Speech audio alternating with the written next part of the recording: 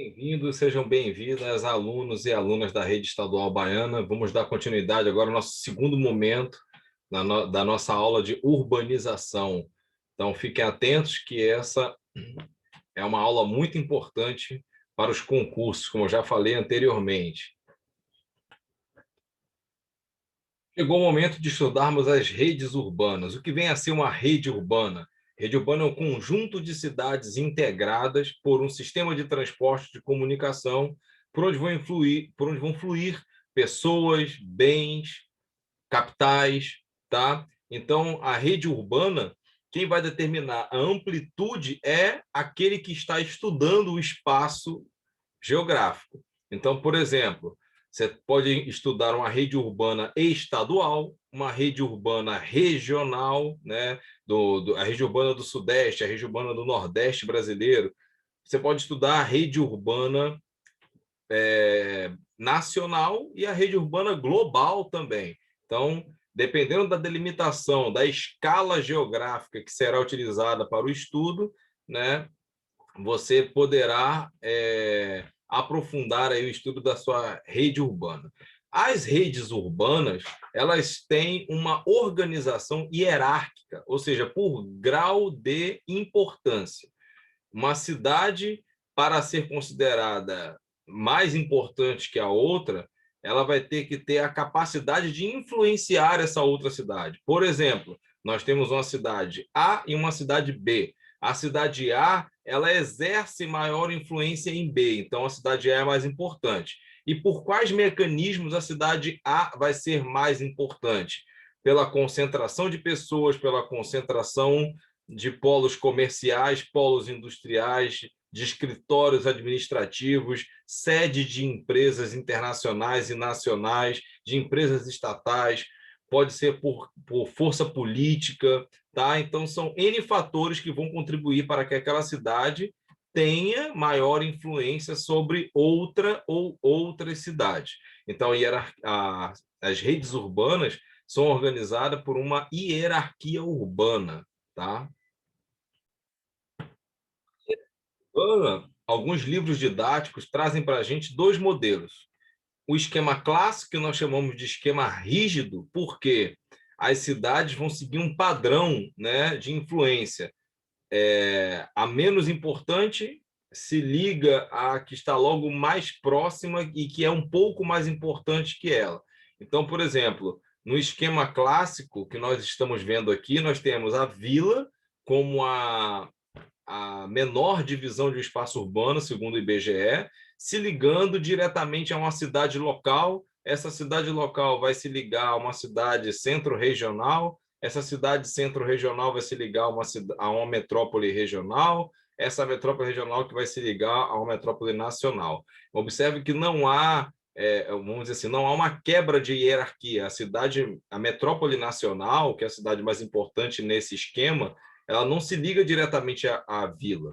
Tá? Esse esquema clássico ele se dá até os anos 70, anos 80, é pré-globalização, né? Pré-revolução tecnológica dos meios de informatização e dos meios de informática.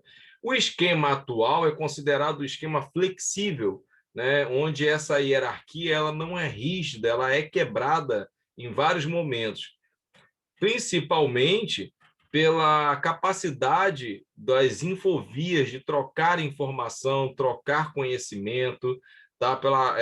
A revolução da informática e da internet vai possibilitar a ligação direta entre vila e uma metrópole nacional, onde a vila pode observar quais são os serviços oferecidos na metrópole nacional e adquirir esses serviços e consumir esses bens, esses serviços que são produzidos numa grande metrópole nacional, por exemplo. Aqui uma imagem que foi utilizada, inclusive, numa prova da UERJ para retratar a rede urbana, né? Então, nós vamos ter cidades interligadas, né, por essas linhas. Nós observamos que a cidade do Rio de Janeiro está representada por uma imagem em vermelho. Essa linha vermelha significa que ela influencia diretamente a cidade de Vitória, que é a cidade laranja. Então, você observa que nessa rede, a linha vermelha se liga a Juiz de Fora, que já é no estado de Minas Gerais, mas o Rio de Janeiro influencia Juiz de Fora.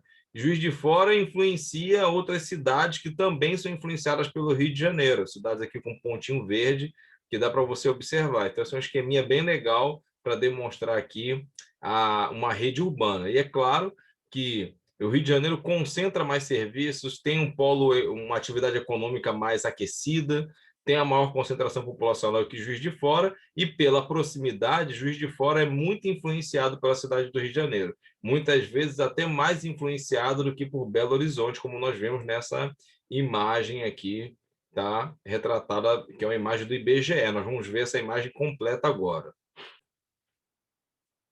Então, aquela imagem anterior, ela foi retirada dessa produção do IBGE, que foi a determinação das regiões de influências das cidades, né? Que é justamente o que a gente está falando agora, que é a hierarquia urbana, né?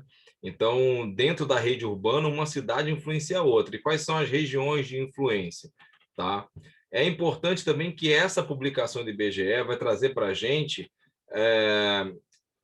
a, a nomenclatura, né, dada a essas cidades pela importância. Então, o IBGE classifica no Brasil a grande metrópole como grande metrópole nacional, a cidade de São Paulo, que é a nossa metrópole mais importante, que outros organismos internacionais vão classificar como metrópole global, e o IBGE também classifica metrópole nacional e metrópoles, tá? Então, além disso, ele vai ter algumas cidades locais também e outras classificações. Metrópole, aqui no Brasil, não é algo tão fácil de conceituar. Nos Estados Unidos, por exemplo, a metrópole é determinada apenas pela concentração populacional, pela densidade demográfica. Já no Brasil, não. É importante a concentração populacional, mas também é muito importante a oferta de serviços, né, de todos os tipos, qualificados ou não qualificados, né, como dentistas, médicos, né, número de hospitais particulares, públicos, número de estações ferroviárias, números de linhas de trem, linhas de metrô, quantidade de shopping centers, polos industriais, tudo isso conta para estabelecer a importância de uma metrópole. Se aquela cidade ela tem uma bolsa de valores, que é o caso de São Paulo, isso inclusive é que deixa São Paulo como a nossa metrópole, né, de destaque, de interligada a outras metrópoles globais, mundo afora, né? Então, se tem bolsa de valores, o centro comercial, se é sede de grandes empresas transnacionais ou não, se é só de grandes empresas, e assim vai. Então, são analisadas todos esses pormenores para nós chegarmos à conclusão: é uma metrópole, não é uma metrópole, não é algo fácil. Então, por isso que nós devemos seguir aqui a classificação do IBGE. Eu faço um resumo, né? Então, nós temos a classificação do IBGE, Grande Metrópole Nacional São Paulo, né? Desde 2007, aí, com mais de 19 milhões de habitantes na região metropolitana, né? A metrópole nacional. Nós temos, né, em segundo escalão, Metrópole Nacional, Rio de Janeiro e Brasília, e num terceiro escalão, né, que é o IBGE classificação de metrópole, Manaus, Belém, Fortaleza, Recife, Salvador, Belo Horizonte, Curitiba, Goiânia, Porto Alegre e também, né, atualmente, Florianópolis, que não estava nas publicações anteriores, né, a de 2018 já entra, e Campinas, em São Paulo, tá? Isso é importante. São 12 atualmente metrópoles, né, que o IBGE determinou. Cuidado, né, porque muitos livros didáticos, alguns livros antigos aí, publicações, né, de ensino médio, trazem classificação assim do IBGE: metrópole global, metrópole nacional, metrópole regional, tá? E chamando de metrópole nacional essas metrópoles que estão aqui no tipo C, como que o IBGE, na verdade, trata só como metrópole, e não bota esse adjetivo nacional. Metrópole nacional, segundo o IBGE, é somente Rio de Janeiro e Brasília. Ok, gente? Prestem bem atenção nisso. Publicação, nós conseguimos observar aqui, né, a entrada, como eu falei, de Campinas, em São Paulo, tá? Florianópolis também, tá? Participando. Então, nós temos 12, estão aqui, né, 12 cidades participando dessa classificação de metrópole. Metrópole nacional somente Rio de Janeiro e Brasília, e São Paulo sendo a nossa grande metrópole nacional. E metrópole global, professor, não é o IBGE que faz esse estudo e que classifica, tá? Nós vamos ver isso mais para frente. Então, o IBGE não pode determinar o qualitativo, o adjetivo de metrópole global ou cidade global. O IBGE é um instituto brasileiro e ele não faz, não é competente para essa pesquisa. Cidades globais, elas vão ser determinadas por um instituto, né? É o Globalization and World Cities Study Group e Network, ou seja, é um grupo que vai fazer essa classificação. Então, nós temos cidades globais classificadas como alfa, beta e gama. Nós vamos ver agora, nos próximos slides, essa classificação mais detalhada de cidades globais. Essa classificação segue o padrão que o IBGE utiliza, né, para classificar as metrópoles. Então, a cidade tem que ter importância, relevância, tem que ser capacidade de influência global. Então, controlar, abrigar sede de grandes empresas multinacionais, ter bolsas de valores, né, grandes centros financeiros, tá? Isso é grandes empresas transnacionais. Isso é muito importante no processo de classificação da cidade global. Globais tipo alfa são aquelas com a pontuação máxima de 12 pontos. Então, as cidades alfa tem 12, 11 e 10 pontos. Nós temos com 12 pontos, Londres, Nova York, Paris, Tóquio, são cidades globais do tipo alfa, ou seja, são as mais importantes segundo o Instituto. 11 pontos, né, nenhuma, com 10 pontos tem Chicago, Frankfurt, Hong Kong, Los Angeles, Milão, etc. Nós temos cidade global tipo alfa, beta e gama. São Paulo se encontra onde, professor? Nós vamos responder isso agora. A cidade de São Paulo está classificada como do tipo beta, com 8 pontos, né? Atrás ainda de São Francisco, de Sydney, Toronto e Zurique, mas a cidade de São Paulo aparece como uma cidade global, é a nossa única cidade global até os dias atuais. E nada impede que o Rio de Janeiro possa fazer parte no futuro também dessa classificação e tornar-se uma cidade global. Temos ainda cidades do tipo alfa, do tipo gama, né? Alfa é a mais importante, desculpa, do tipo gama, que está classificada aí com 6, 5 pontos, 4 pontos, tá? E aí você tem, por exemplo, do tipo gama ainda, Amsterdã, Boston, Pequim, tá? Montreal e outras cidades espalhadas pelo mundo aí. A partir da ideia de metrópole surge a região metropolitana. O que vem a ser a região metropolitana? A região metropolitana é quando ocorre de ter uma cidade, uma metrópole principal, conurbada a várias outras cidades. Então, nós temos um conjunto de cidades conurbadas a essa metrópole principal. E o que vem a ser conurbação? A gente vai entrar num outro conceito, que é bem legal. Conurbação é a junção espacial de duas ou mais cidades. Então, quando nós temos uma grande metrópole, a metrópole principal conurbada a uma cidade, nós já podemos ter ali, né, a formação de uma região metropolitana. A região metropolitana precisa ser determinada por lei. E quem vai criar essa lei? É uma lei estadual, então é uma lei determinada pelo poder executivo, poder legislativo da unidade da federação. Tá? Por quê? Porque envolve vários municípios. Então, quem vai regular isso é a unidade, o poder do governo do estado, daquela unidade da federação.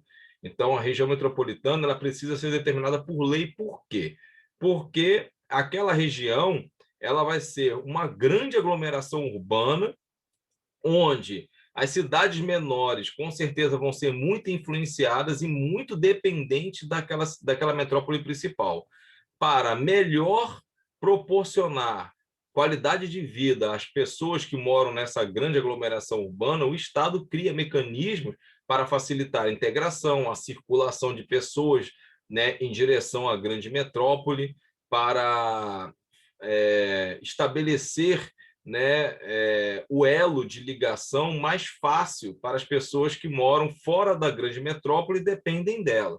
e vice-versa também, né? Pessoas que podem morar na grande metrópole e depender daquela cidade que está conurbada. Um exemplo prático para a gente entender isso, por exemplo, o transporte. O transporte público intermunicipal ele tem uma tarifa mais cara do que o que já circula dentro do próprio município. Então, e também existem regras diferentes para poder usar aquele transporte intermunicipal. No caso da região metropolitana, a partir da criação dessa região legalmente, os municípios podem explorar a rede de transporte pagando uma tarifa como se fosse o transporte urbano, né, que circula na mesma cidade. Então, mesma coisa se dá para as tarifas de comunicação de telefone, né? Então, o objetivo é facilitar essa integração. Para isso, precisa ter um arcabouço legal para que a região metropolitana atenda melhor a população que vive nessa localidade. Outro conceito bem legal é o de megalópole. Tá? Megalópole é a união espacial de duas ou mais metrópoles. A gente não usa o conceito de conurbação para explicar megalópole. Isso é bem interessante, tá? Conurbação é para a união de duas ou mais cidades, megalópole é para a união espacial de duas ou mais metrópoles. Fato interessante, não temos megalópole no Brasil ainda. Os estudos antigos, né, dos espaços urbanos brasileiros traçavam a possível megalópole entre Rio de Janeiro e São Paulo. Hoje já existem estudiosos que preferem colocar como megalópole dentro do estado de São Paulo, uma união entre São Paulo, Campinas, por exemplo, que são duas metrópoles já ali, né? Campinas, inclusive, reconhecida pelo IBGE a partir da publicação de 2018, como nós vimos anteriormente. Então, você teria a união de duas ou mais metrópoles, nós teríamos a megalópole. Tá? Então, tem autores que já defendem essa ideia aí. Cuidado, porque existe o conceito de megacidade, é diferente de megalópole. Megacidade vai ser uma única cidade com mais de 10 milhões de habitantes. Então, é diferente do conceito de megalópole, tá? Megalópole envolve duas ou mais metrópoles. Exemplo de megalópolis no mundo, nós temos a Boswash, é uma das mais famosas, é uma das maiores, que liga Boston, Nova York, Filadélfia, Baltimore, Washington. Nós temos nos Estados Unidos ainda a Chips e a Sansan, tá? A Sansan é na costa oeste, né? Já participando daquele cinturão do sol, né, nos Estados Unidos, e aí junta ali São Francisco, San Diego e Los Angeles. No Japão, nós temos a Tokaido. Então, existem aí, sim, algumas megalópolis espalhadas pelo mundo. O Brasil ainda não tem a sua, né, oficialmente. Provavelmente, como eu falei já anteriormente, essa megalópole será estabelecida ali no estado de São Paulo. Um outro conceito interessante para observarmos, está ligado à região metropolitana e à metrópoles, é a RID, que é uma região integrada de desenvolvimento. É um conceito também é um conceito parecido com o de região metropolitana, só que envolve cidades de unidades federativas diferentes. E aí tem que existir uma lei federal, né, do governo federal para criar essa região integrada, com o mesmo objetivo da região metropolitana, facilitar a vida daqueles que convivem nas cidades, né? E nós temos um exemplo prático dele, que é Juazeiro, na Bahia, Petrolina, em Pernambuco. Essas duas cidades são separadas apenas por uma ponte. Tá? Então, é uma região, não é classificada como região metropolitana, mas é classificada como uma região integrada de desenvolvimento. E tem as mesmas características de uma região metropolitana. Por quê? Uma cidade depende da outra. Imaginemos que a pessoa more em Juazeiro e vá trabalhar em Petrolina, por exemplo, que é a distância, é só atravessar a ponte, é só atravessar o Rio São Francisco. Essa pessoa vai pegar um transporte público, ela vai pagar a tarifa de um transporte interestadual, né? Então, isso aumentaria o custo. Então, para facilitar a integração das cidades, das pessoas que convivem, foi criada a RID, essa região integrada de desenvolvimento, região integrada de desenvolvimento. Isso é reconhecido por lei federal. Vamos uma pausa aqui na nossa videoaula, né? E fique ligado nas aulas seguintes para dar continuidade ao nosso estudo sobre a urbanização. Um abraço do professor Aldo e até a próxima.